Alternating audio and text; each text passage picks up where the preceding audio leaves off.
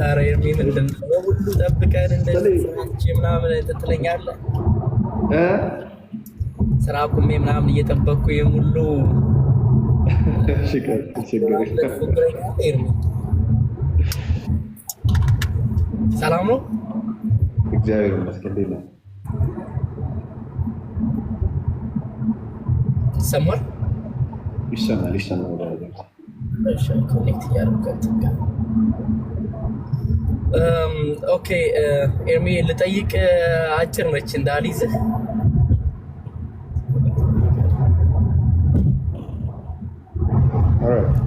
ኦኬ ኮኔክት ያደርኩ ነበር። ተወሽ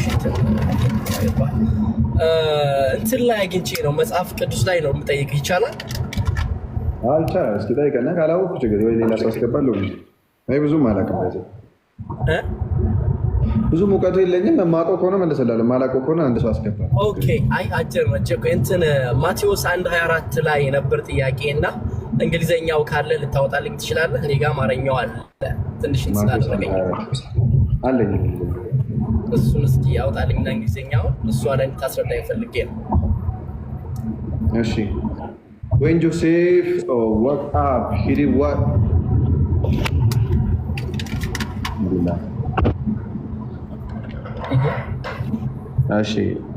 When Joseph woke up he did what the angel of the Lord had commanded him and he took Mary home as his wife had. Okay, that's my question. Okay, አሁን እንግሊዘኛውና ግሪከኛው ጆሴፍ ለማርያም ዋይፍ ብሎ ይጠራታል፣ ሚስት ይላታል። አማርኛውን አንብበው ከቻልክ። አማርኛው ላይ እጮኛ ይላታል። እና ስለዚህ የትኛውን ነው ሰው እጮኛው ነች? አክቹዋሊ እጮኛ በሚለው ነው የሚሄደው። ለምን እጮኛ እንደተባለ ልንገር። አማርኛው ላይ እጮኛ የተባለው በአይሁድ ባህል ማለት ነው። አሳያለሁ አውጥቼ ሜይ ቢ ልፈልገው ትንሽ ትሰጠኛለህ። በአይሁድ ባህል አንድ ሰው ከታጨ በኋላ ለምሳሌ አንድ ሰው እጮኛ ከሆነ በኋላ እንደ ሚስት ተብሎ የሚጠራ ይሄን ደግሞ ይሄ ቃሉ ምን ተብሎ እንደተጠራ ላውጣውና ሙሉ ለሙሉ እሺ ካንታ አይደለም ነበር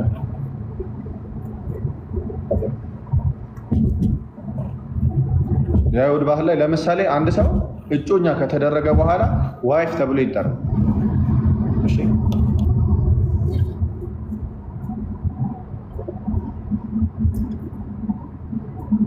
ስለዚህ አማርኛው ትክክል አይደለም ማለት ነው። ኦኬ ቆዞናል። እንግሊዝኛው የተጻፈው ከአይሁድ አይደለ የመጡ ባህላቸው ከዛ አይደለ? አይ ግሪኩም እንደዚሁ ዋይፍ ነው የሚለው። እሺ ግሪኩም እንደዛ ነው የሚለው። ኦብቪየስሊ እንደዛ ተብሎ ይጠራል።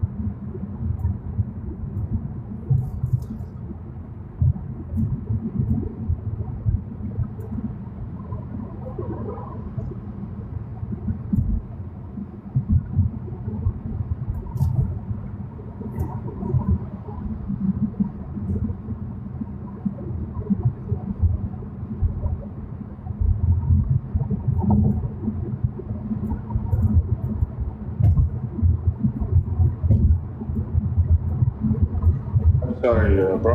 And እንትናን በዚህኛው ፎቶ ለማንሳት እየሞከርኩ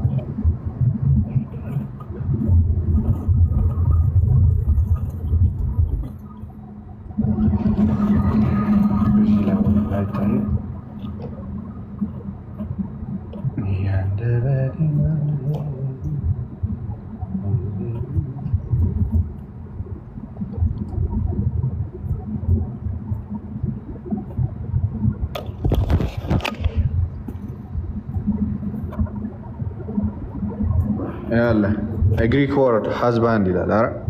the Greek phrase ምን ይላል? ቶናንድራ ይታያል። አይቼዋለሁ ይታያል። ቶናንድራ ሊትራሊ ሚንስ the man of Mary ነው የሚለው። ቶናንድራ ማሪያስ ማለት ሊትራሊ ቃሉ ምን ማለት ነው? ማን ማለት ነው። ግን ደግሞ እንደ ሃዝባንድ እንደሚልም ትጠቀመዋል። ለምንድነው? the word andra is from honor which can mean man or husband, simply male, ወንድ ለማለት ነው የምትጠቀመው። ገብቷል? ሃዝባንድም ሊሆን ይችላል ወይም ማን የሚለውን ቃል ሊትራሊ ምንድነው ማን ኦፍ ሜሪ የሚል ትርጉም ነው ያለው፣ የእሷ ሰው እንደማለት ነው። ገብቷል? ግን ሃዝባንድ ብሎ ለምን ተጠቀማት ሲል በምን መሰለ የሚያብራራው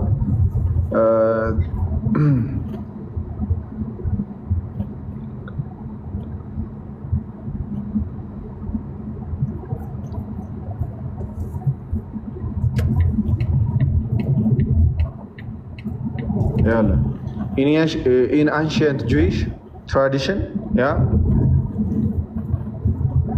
betrothal ወይም ደግሞ ኪዱሽን was legally binding unlike modern engagements. engagements ለምን የጻፈው ብሎ እዚህ ጋር ደግሞ ሲያመጣለው why English translate say husband ብሎ ለምን የጠራው ሲባል it aligns with the Jewish culture understanding of betrothal ይላል። ከቀደምት እንትኖች ምንድነው ጂዊሾች አንደርስታንድ ደግሞ ከነርሱ ትርጉም አንፃር ነው እንደዛ ይባላል። እነሱ ምን ይሉ ነበር? አንድ ሰው ከታጨ ገና ምን ተብሎ ይጠራል? ሃዝባንድ። ይሄ ለምሳሌ በደንብ ማብራሪያውን ካየነው ማለት ነው ምን ይላል? አንድ ሰው ለሚስቱ የሚያደርገውን ነገር ከሴክሹዋል ኮንታክት በፊት ማለት ይሄ አብሮ ከመኖር ሌላ ነገር ከማድረግ በፊት ለሚስቱ የሚያደርጉን ያን ኃላፊነት መወጣት መጠበቅ፣ ለምሳሌ ሚስቱ ፕሮቴክት ማድረግ ሌላ ኃላፊነቱን መወጣት ግዴታው ነው በጁዊሽ። አሁን እኛ እጮኛ ነው አይደል የምንለው? እጮኛ ከሆነ ሚስት እስክትሆን ድረስ ኃላፊነት የለብህም የሚስትን። እየሰማኝ ነው ሰላጤ?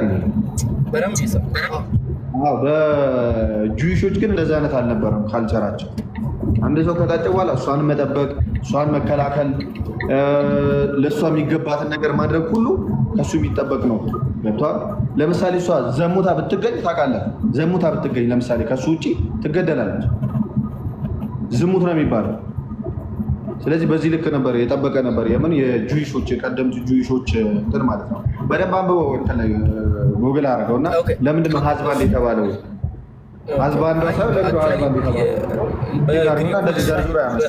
በግሪኮች ሳየው እጮኛ የሚለው ራሱን የቻለ ወርድም አለው፣ ራሱን የቻለም ካልቸር አላቸው ግሪኮቹ ላይ ሳየው። ሞደርን ነው አሁን የምታየው፣ ሞደርን አይደል ቋንቋ አሁን።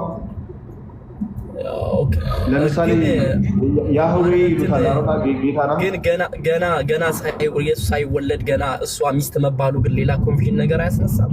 ገና አልተወለደም እኮ ሳይወለድ ነው እዛ ጋር ባልና ሚስት ያላቸው። ከተወለደ በኋላ ሚስት ካላትማ አይሁዶች ቀጥቅጠው ሊገሏት ነው። አይሁዶች በድንጋይ ጉር ይገሏት ነበረ። እሱ ብቻ ሳይሆን 25 ደግሞ ስታየው እኮ ካታች ራሱ 25 ላይ እኮ ስም ያወጣለት ራሱ እኮ ኢየሱስ ብሎ የሚለው እስኪ 25 ነው አማርኛው። ኢየሱስ ብሎ ያወጣለት ማን ነው? ከእግዚአብሔር ዘንድ የተላከው ቅዱስ ገብርኤል ነው። ግን እሱ ትለዋለህ አለ። ግን ትእዛዝ ነው ይሄ ብሎ እንዲህ ይላል። ከአንድ ጀምሮ ልጅንም ትወልዳለች እርሱም ይላል ለምን ከኃጢአታቸው ያድናቸዋልና። ኢየሱስ እኮ አንድ ስም ብቻ ያለው አይደለም። ኢየሱስን ለምሳሌ የመጀመሪያና የመጨረሻው እንለዋለን፣ ጌታ አምላክ እንለዋለን፣ አልፋና ኦሜጋ እንለዋለን። ከእነሱ ውስጥ አንዱ ስሙ ነው ኢየሱስ ማለት። ለምንድን ነው ኢየሱስ የተባለው? ከኃጢአታቸው ህዝቡን ከኃጢአታቸው ስለሚያድን መድኃኒት ማለት ነው። አዳኝ ሴቨር ማለት ነው ኢየሱስ ማለት አይደል እንዴ? ልጅም ትወልዳለች እርሱ ህዝቡን ከኃጢአታቸው ያድናቸዋልና ስሙን አለ ኢየሱስ ትለዋለህ አለ። አያ ኢየሱስ ትለዋለህ። ማን ነው ኢየሱስ የሚለው? ማን ነው? ዮሴፍ ነው እንደዛ እየተነገረው ያለው። ግን ትእዛዝን እየተነገረው ነው ለዮሴፍ። ማን ነው የሚነግረው ለዮሴፍ? ቅዱስ ገብርኤል ነው መልአኩ። ለዮሴፍ ተገልጦለታል መልአኩ ገብርኤል። አዎ እንደዛ ብሎ ያዘው እሱና ማለት እንዴት እሱ ሊያዘው ቻለ? የሱ ዋጋ ካልኖረ መጀመሪያ ደነገጠ። አይደል ለምሳሌ ምን ያደርጋል መሰለህ? መጀመሪያ ዮሴፍ አርግዛ ሲያያት ደነገጠ። አያው ዮሴፍ አሁን ክፉ ሰው ቢሆን ከሱ እንዳላረገዘች ከሱ ሴክሹዋል ኮንታክት እንደሌላት ያውቃል። ገባ? እንደዛ ስላደረገ ለሸንጎ አሳልፎ ሰጥቶ በድንጋይ አስወግሮ መግደል ነበር። ግን ዮሴፍ ጻድቅ ስለሆነ ምን አለ? በስውር ሊተዋት ወሰነ። በስውር በቃ ከሷ ሊርቅ ማለት ዝሙተኛ ነች ብሎ አስቦ ስቲል ግን ምን ሊያደርግ አሰበ? ለመተው እንጂ ለመፍረድ አልሮጠም። ከዛ የኢየሱስ ክርስቶስም እንዲህ ነበር። እናቱ ማርያም ለዮሴፍ በታጨችበት ጊዜ ሳይገናኙ ከመንፈስ ቅዱስ ጸንሳ ተገኘች። እጮኛዋ ዮሴፍ ጻድቅ ሆኖ ሊገልጣት ስላልወደደ በስውር ሊተዋት አሰበ። እርሱ ግን ይህንን ሲያስብ እነሆ የጌታ መልአክ በሕልም ታየ። የጌታ መልአክ እንዲህም አለ፣ የዳዊት ልጅ ዮሴፍ ሆይ ከእርሷ የተጸነሰው ከመንፈስ ቅዱስ ነውና እጮኛ ማርያምን ለመውሰድ አትፍራ፣ ልጅም ትወልዳለች፣ እርሱ ሕዝቡን ከኃጢአት ያድናቸዋልና ስሙን ኢየሱስ ትለዋለህ። ኢየሱስ የሚለው ስም ባይዘዊ ሰላዲንዬ፣ ኢየሱስ የሚለው ስም አንድ ስም አይደለም። ኢየሱስ ስለ መድኃኒትነቱ ነው። አየው እዚህ ጋር ምንድነው ምክንያት ያስቀምጣል አይደል? ኢየሱስ ለመባል ምክንያት የሚያደርገው ምንድነው? ሕዝቡን ከኃጢአታቸው ያድናቸዋል። አየው የጌታ ኢየሱስ ክርስቶስም ዝም ተብሎ ልክ አንተ ሰላዲን እንደተባልከው እኔ ኤርሚያስ እንደተባልኩት አይደለም የወጣው ስሙ። ስሙ የግብር ስም ይባላል። የግብር ስም ታውቃለህ? የግብር ስም ማለት የሥራ አሁን ለምሳሌ አንተ ምንድነው ስራ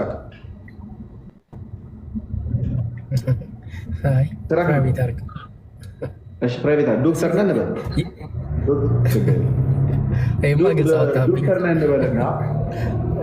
ዶክተር የሚለው ስም ምንድን ነው? የአንተ ስም ነው አይደለም? መገለጫ ነው አይደል? የሥራ የሙያ መገለጫ። እዚህ ጋር ኢየሱስ የሚለው ስም ይሄ እንደ ሰው እንደኛ የወጣለት ስም ሳይሆን ስለ አዳኝነቱ።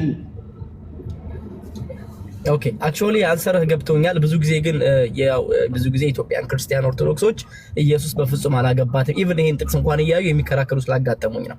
እጮኛዋ ነው እንጂ መባል ያለበት እኮ እጮኛዋ ነው እንጂ መባል ያለበት ባል መባል የለበትም ብለው የሚከራከሩ ባል እኮ አይባልም ብሮ፣ ባል አይባልም። አሁንም እኮ አሁን ለምሳሌ ዋይፍ አልዋ እንግሊዘኛውና ግሪከኛው አቆይ ዋይፍ ያለው ትርጉሙ ከምን አንጻር ነው ስልህ እኮ ከቀደምቱ የጁዊሽ ባህል አንጻር ሊባል ይችላል አልኩ። ያን ጊዜ ግን ትርጉሙ ግን ሚስት የሚለው ነው የሚያስይዘው። ትርጉሙ ግን እኮ ኤርሚ ትርጉሙ ግሪከኛው ራሱ በደንብ እያየሁ ነበር። እንደዚህ ጁዊሽ አንጻር ዋይፍ አይባልም አሁን ካለው ጁዊሽ አንጻር ወይም ደግሞ አሁን ካለ ነው። ኢቭን ወርዱ ይቀያየራል። ኢቭን ወርዱ ቃላቱ ራሱ ተለያይቷል። ያሁኑና የድሮ አቤት ኢቭን ወርዱ ተለያይቷል። ያሁኑና የድሮ ወርዱ ቃላቱ ራሱ ትርጉሙ ተለያይቷል። የያዘው ትርጉም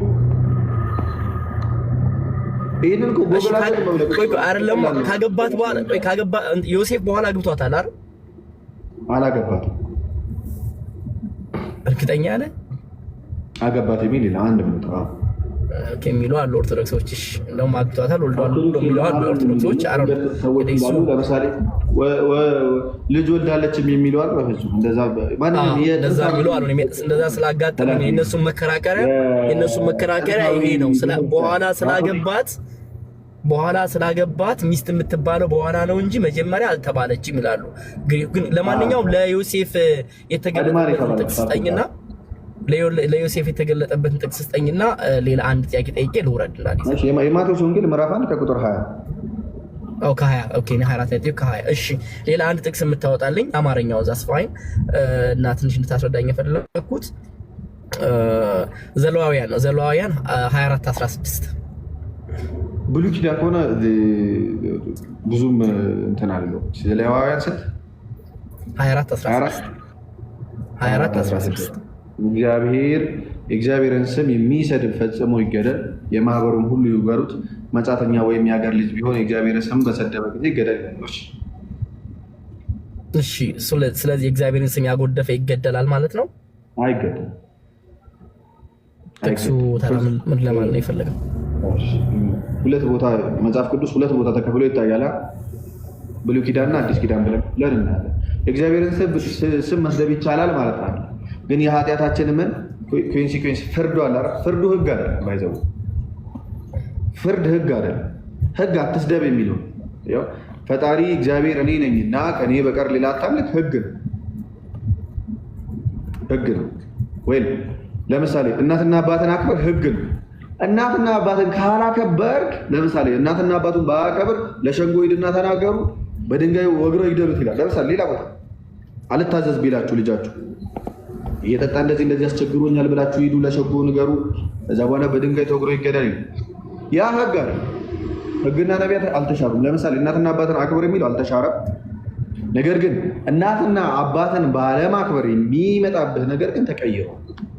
ለዚህ ነው የማቴዎስ ወንጌል ምዕራፍ 5 ከቁጥር 17 ጀምሮ ምን ይላል? ምን ይላል? እኔ ህግና ነቢያትን ለመሻር የመጣሁ አይምሰላችሁ። ህግና ነቢያት አልተሻሩም፣ በፍጹም የማይሻሩ ከመቼ ጌታ ኢየሱስ እስኪመጣ። ግን ህግ የሚያመጣው ነገር ተሽሯል።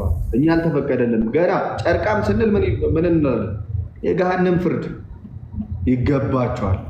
ይህ በምድር ያለውን መከራ ሁሉ ምን ሆኗል? ጌታ ኢየሱስ ክርስቶስ ሁሉን ተቀብሏል።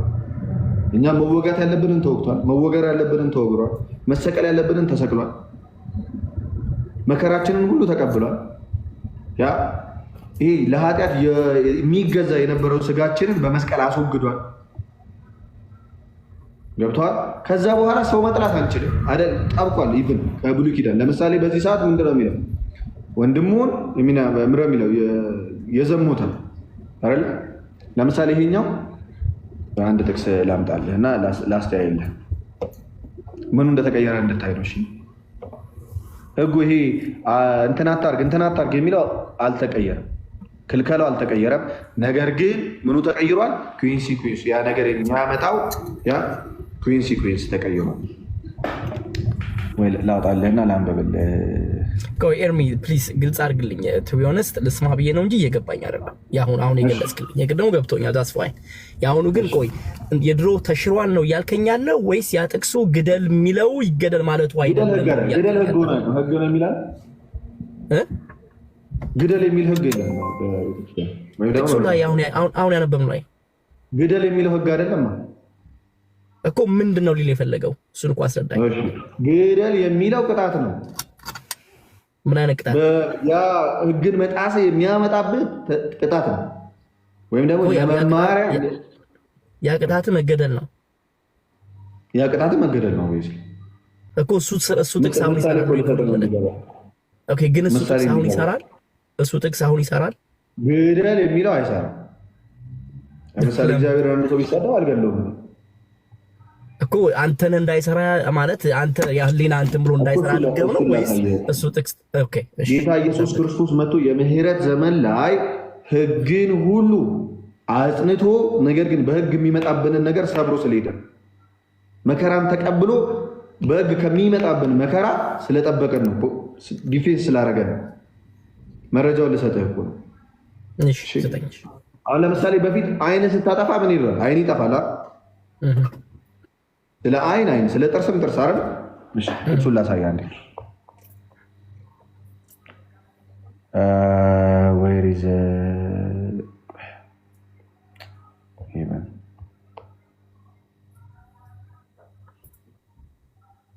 እሺ ማለት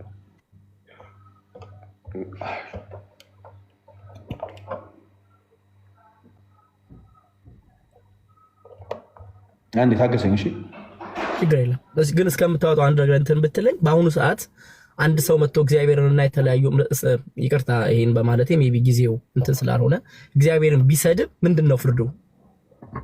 እግዚአብሔር ነው የሚፈርድ። ምንም ፍርድ አይደረግበትም። በእግዚአብሔር ለሚፈርድ በምድርም በሰማይም ይቅር አይባልም፣ ከሃዲ ሆኖ ከቀረ ማለት ነው። ስለዚህ ለምሳሌ በሰው ላይ የሚናገር ኃጢአት ይሰራል፣ በእግዚአብሔር ላይ የሚናገር ግን ምን ይላል? ኃጢአቱ በምድርም በሰማይ አይሰረይለትም። ለምን? ኢአማኝ ስለሆነ። ስለዚህ ይህንን እኔ ለምሳሌ አልደባደበውም፣ ፈጣሪ ስላለ ማለት ነው። እራሱ ፈጣሪ አለ፣ እሱ ማጥፋት የሚፈልግ ከፈለገ ማለት ነው የሚችል ሙሉ አቅም አለው ፈጣሪ ያን ነገር የማድረግ። ስለዚህ ለምሳሌ አንድ ሰው መጥቶ ኢየሱስ እኮ እንደዚህ ነው ይቅር ይበለው፣ ጸልይለታለሁ አይደለም። ኢየሱስን ማንንም ሰው መጥቶ ለምሳሌ እኔ በአዲስ ኪዳን ምን እንደው ታውቃለህ? ለምሳሌ ይህንን አንድ ሰው ቢነጥቀኝ ሂጄ እንድሟገተው አይደለም የሚፈለገው በአዲስ ኪዳን። እንደውም ሌላ እንዲጨመርለት ሌላ እጀ ጠባባችሁን ሊወስድ በሚወድ ምን ይላል? መጎናጸፊያ ደግሞ ምን አድርጉለት? ጨምሩለት። ስለ አይን ስለ ጥርስም ጥርስ እንደተባለ ሰምታችኋል። እኔ ግን እላችኋለሁ ክፉን አትቃወሙት እያለ ይናገራል። እሱን ላሳይ ነው አንድ ጊዜ እንድታገስም።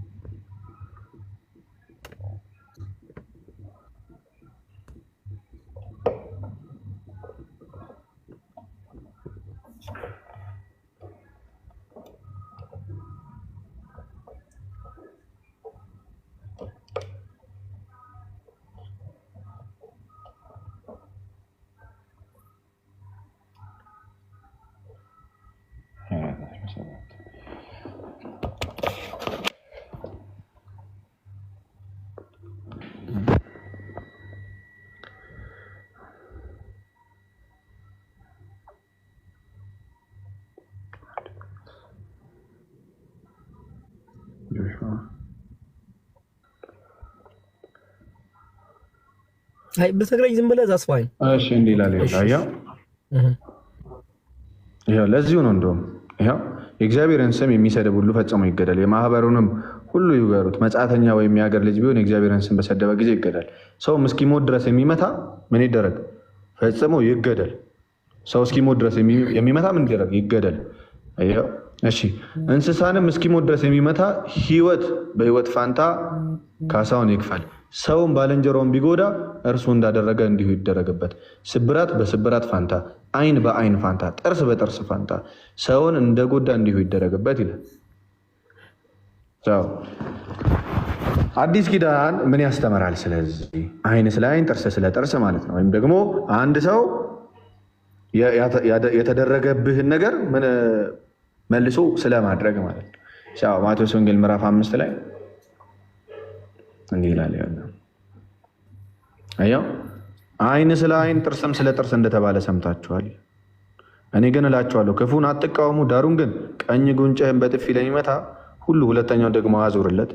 እንዲቀስም እጀ ጠባብህ እንዲወስድ ለሚወድ መጎናጸፊያን ደግሞ ተውለት። ማንም አንድ ምዕራፍ ትሄድ ዘንድ ቢያስገድድህ ሁለተኛውን ከእርሱ ጋር ሂድ። ለሚለምን ስጥ፣ ከአንተ የሚበደር ዘንድ ከሚወደው ፈቀቅ አትበል። ባልንጀራህን ውደድ፣ ጠላትህንም ጥላ እንደተባለ ሰምታችኋል። እኔ ግን እላችኋለሁ በሰማይ ላለ አባታችሁ ልጆች ትሆኑ ዘንድ ጠላቶቻችሁን ውደዱ፣ የሚረግሟችሁን መርቁ፣ ለሚጠሏችሁ መልካም አድርጉ፣ ስለሚያሳድዷችሁ ጸልዩ። እርሱ በክፉዎችና በበጎዎች ላይ ፀሐይን ያወጣልና በጻድቃንና በኃጢአተኞችም ላይ ዝናብን ያዘንባልና። ኦኬ እሺ፣ ይሄ አክቹዋሊ እሺ እንግዲህ አቅርበህልኛል። ለኔ ያንን ይሽረዋል ብዬ አላምንም። ግን ኦኬ እንደዚህ ከሆነ ያን አሁን የተሻራለ እዚህ ጋር ለምሳሌ ፈጣሪን አትስደብ ብሎ ፈጣሪን ስደብ ቢል ነው ተሻረ የሚባለው። እሺ እንጂ ኮንሲኩዌንስ ለምሳሌ የስቅላት ፍርድ ኢትዮጵያ ውስጥ ነበር አይደል?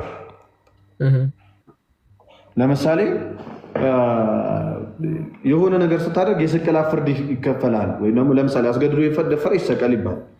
አስገድዶ የደፈረ ደግሞ የእድሜ ልክ ነው የሚፈረድበት ብሎ ያ ነገር ቢቀር ለምሳሌ አስገድደ አትድፈር የሚለው ህግ ተሽሯል እንዴ? ትክክል። ሰዎች ህግ ማየት አይችሉ ይችላል ያወጡትን ህግ፣ ግን የፈጣሪ ቃል ሲሆን ከዚህ ይለያል እንጂ ትክክል ሰዎች አመንዳረጉታል። ህጉ ተሽሮ አሁን ገባ ህጉ ተሽሮ በዚህ ከመጣ ስፔሻሊ አሁን አንተ ባነበብክልኝ ወንጀልን ማስፋፋት አይሆንም ወይ? ምሳሌ አሁን ዝሙተኛ ድሮ ተወግራ ይገደል ነበረ ወንድም ሆነ ሴት። አሁን ደግሞ እንደዛ አይደለም። ትክክለኛ አይደል? አሁን ደግሞ እንደዛ አይደለም። ምሳሌ አንድ ሴት ወይም አንድ ወንድ በባል ወይም ሚስት ላይ የሄደች ሁሉ የምትዘሙት ከሆነ እርምጃ የማይወስድባት ከሆነ ይሄ ነገር አያስፋፋውም ወይ? ለአንዱ መማሪያን ማድረግ አይቻልም ወይ? እንዴት አያስፋፋውም? ያን ጊዜ ጸጋ አልነበራቸውም ህዝቡ። ለምሳሌ አንድ ክርስቲያን አሁን አንድ ሰው ክርስቲያን እኔ ለምሳሌ ወደ እግዚአብሔር ብጠጋ የመዘሙት አቅም አይኖረኝም ስላልተጠጋው። ይህም ፊል አደርጋለሁ። ምናልባት አሁን እናንተ የሚለያየን እሱ ይሆናል። አንድ ሰው ሳይፈልግ ወደ እግዚአብሔር እየተጠጋ ግን ዝሙት መዘሙት አይችልም። እኔ አሁን ዘፈን መስማት አልችልም። ሰይጣን የሰው ልጅ ያሳስታል አይደል? ያሳስታል፣ ግን ደግሞ የምንቃወመው አይደለንም። ላሳየ ጥቅስ አሁን ለዚህም ማለት ኦኬ፣ ለዚህም ጥቅስ ላሳየ እሺ ቲቶ እንዲህ ነው፣ ሰዎችን ሁሉ የሚያድን የእግዚአብሔር ጸጋ ተገልጧልና ይላል። ሰዎችን የሚያድን ሰዎች ክርስቲያኖች ኃጢአት አይሰሩም እያልኩ እንዳይመስለኝ ጠቅለል አድርጌ። እሺ ከዚህ አንጻር ልክ ሲዘሙት ይኸው አይሰራም ብሏል። ግን ወደዚህ ይሄ ጸጋ ተቀብሎ አንድ ሰው ከተጠቀመበት አይሰራም እያልኩ እንዲህ ይላል።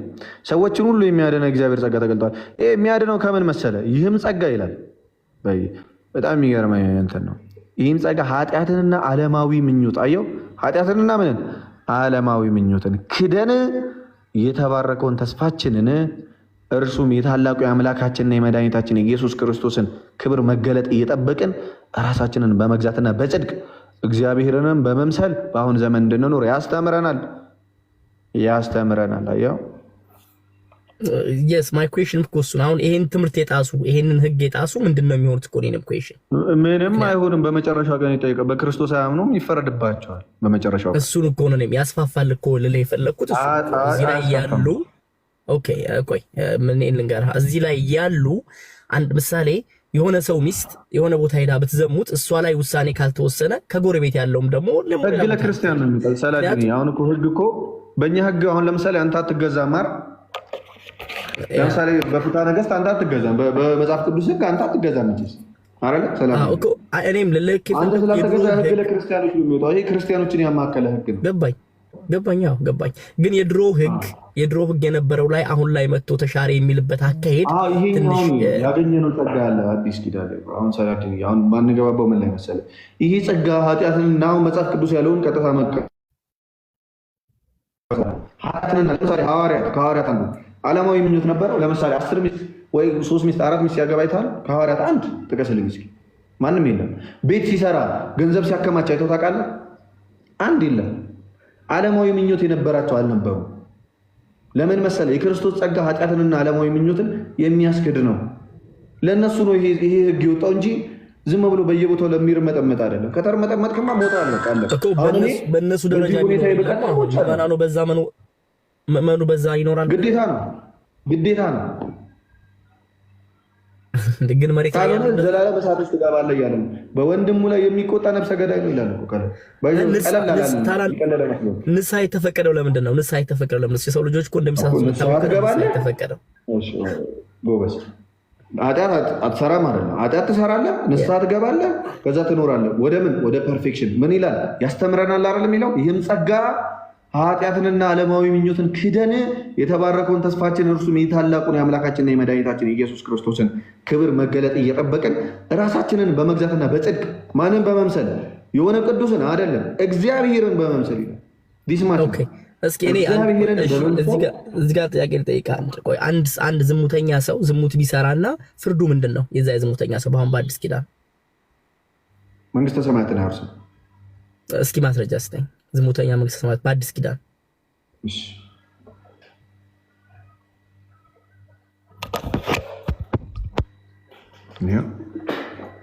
እኛ መንፈስና ነገር ግን እላለሁ በመንፈስ ተመላለሱ፣ የስጋ ምኞት ከቶ አትፈጽሙ።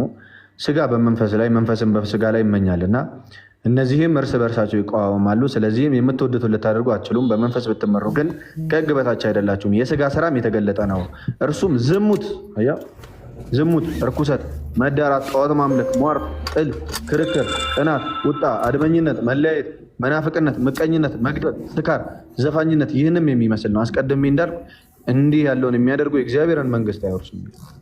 ጥቅሱን እስኪ ንገረኝ። ስንት ላይ ነው ያለው? ጥቅሱን ንገረኝ። ገላትያ 5 ከ19 እስከ 21 ገላትያ ላይ እንደውም ያለሁት በአጋጣሚ